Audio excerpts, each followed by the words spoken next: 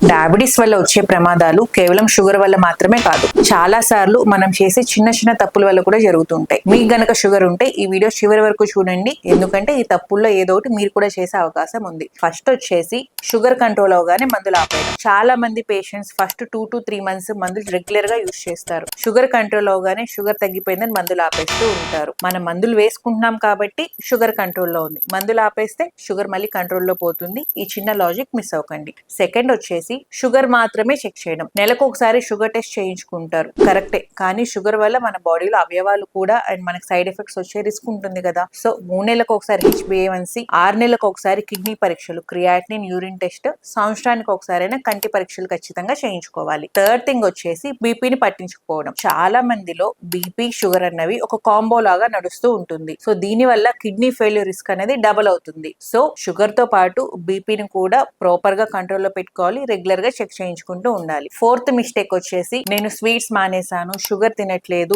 Diet proper గా follow అవుతున్నాను అనుకోవడం. స్వీట్స్ షుగర్ తినకపోయినా మనం రోజు తినే ఫుడ్, రైస్ కానివ్వండి, ఇడ్లీ, దోశ, చపాతి, బేకరీ ఫుడ్స్, వీటన్నిటిలో కార్బోహైడ్రేట్స్ ఉంటాయి. వీటి వల్ల షుగర్ పెరుగుతుంది కానీ తగ్గదు. ప్రాపర్ బ్యాలెన్స్డ్ డైట్ లేకపోతే షుగర్ కంట్రోల్లో ఉండదు. గుర్తుంచుకోండి, షుగర్ అనేది కేవలం ఒక వ్యాధి కాదు, జీవితాంతం మేనేజ్ చేయాల్సిన ఒక పరిస్థితి. సో అందుకే సరైన మందులు, సరైన ఆహారం, regular physical activity, regular checkups ఖచ్చితంగా చేయించుకోండి. షుగర్ ని కంట్రోల్లో పెట్టుకోండి, కాంప్లికేషన్స్ ని ప్రివెంట్ చేయండి. Stay aware and stay healthy. Thank you.